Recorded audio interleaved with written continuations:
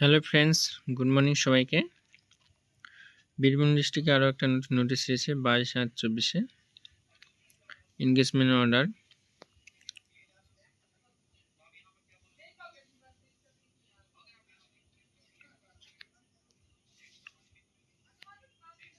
Joining হতে হবে 3/9/2024-এর মধ্যে।